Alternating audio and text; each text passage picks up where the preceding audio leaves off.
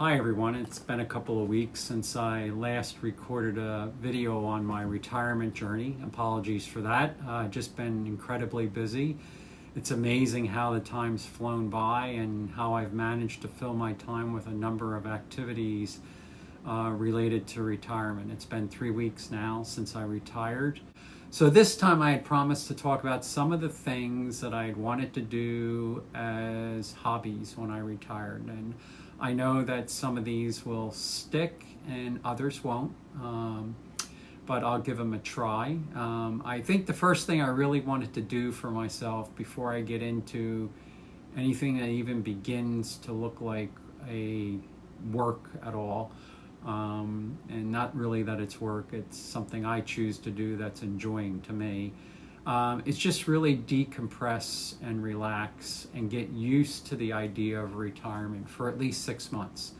I just don't want to be obligated to do anything for 6 months to anyone. So no consulting, no anything that puts me into a point where I'm working against some sort of a deadline.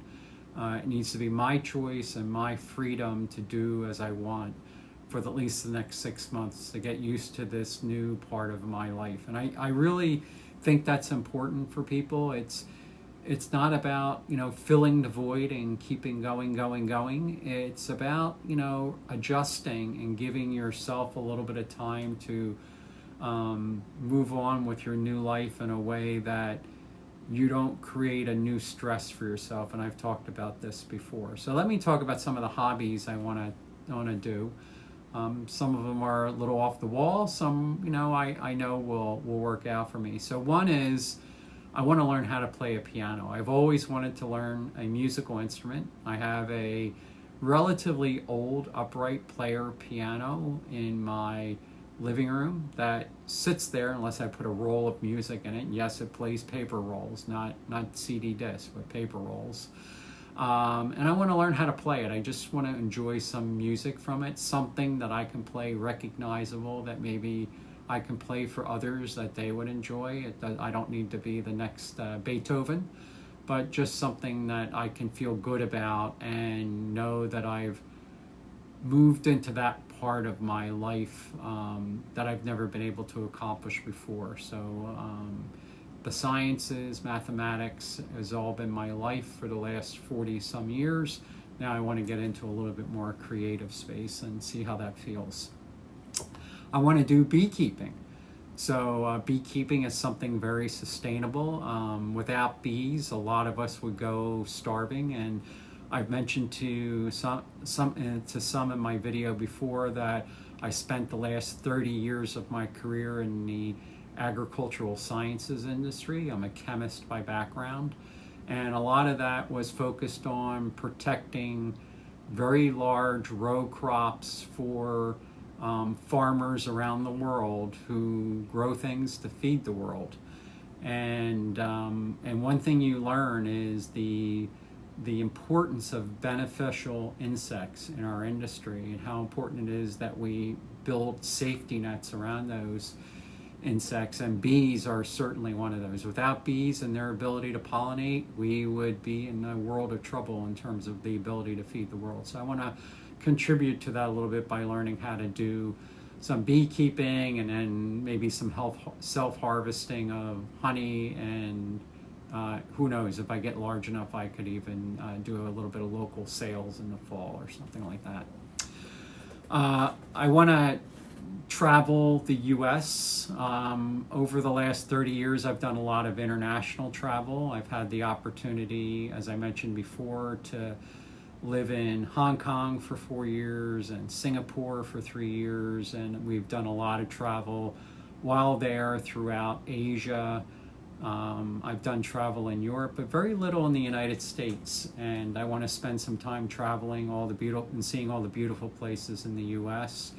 My wife and I will begin that part of our journey with a trip to Alaska in the very near future. We're really looking forward to it. It's been a long time in the planning, and we're going to go up there and spend a couple of weeks, starting up in Fairbanks and doing a land tour, then ultimately picking up a cruise. So we're looking forward to doing that kind of a travel. and just really soak in the beauty of what we have in this country, because there are so many beautiful places that a lot of us don't get a chance to see, and I want to visit them and share that with my wife. I want to travel back to Asia again. There are a few favorite places that we have there that we would like to go back and sort of, while we can, while we're in our what we call go-go years, that we can go back and kind of have a final visit maybe to some of the places that we really enjoyed. Thailand's probably one of the countries that is our favorite vacation place, that we just enjoy being there, and the courtesy of the people, the deliciousness of the food and the water and everything else. So we're just really looking forward to that. I want to learn how to survive on a second language. I'm relatively good at languages for whatever reason. I have a good grasp of remembering words out of languages, but I'm not fluent in any language other than my mother tongue of English. My wife is Turkish, and I am probably on the edge of, with some good application and focus, of being able to turn the corner of having baby steps and being fluent, and then with a couple more years of practice. So that's probably likely where I'll focus. It is not an easy language to learn. The structure of the language is pretty complicated, but I think I'll start there, since there are benefits when we visit relatives and stuff overseas, when we go there to visit folks. Take time to really reestablish friendships, and begin to socialize more. At work, all of your time was with your colleagues. Of course, they were friends while you were working, but that link, that similarity begins to disappear when you retire. So I want to spend more time with people who go back even to high school and rebuilding and reestablishing those relationships.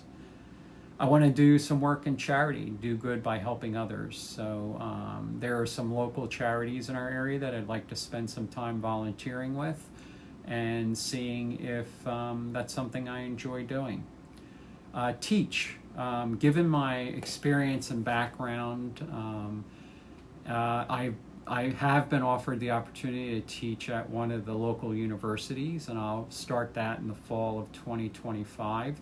And I'm really hoping that that is something I enjoy doing. We'll start out with a 1-credit course, so 1 hour a week for a semester over 15 weeks that I'll do it, and we'll see where that goes. So it'll be initially some preparation work, but after that should get a little bit easier. So really looking forward to sharing some of my experiences from chemistry, but also from the business world, with our students today who are educating themselves and preparing for that next step in their career.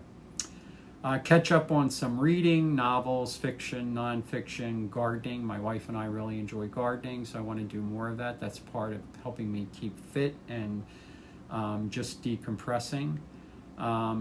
Join the local Y and start doing some more work in yoga and things that help with my balance.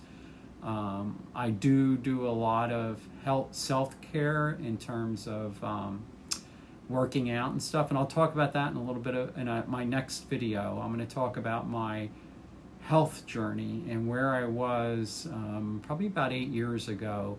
And believe me, when you see the journey I took, if I can do it, anyone can do it. And I really hope it helps encourage a few folks to take that journey and give it a go, because I'll share it with you, and let's see what you think. But I think it's something I really want to do. I want to share that journey with everyone. But I want to continue to work on my balance by joining a local Y and doing some yoga work.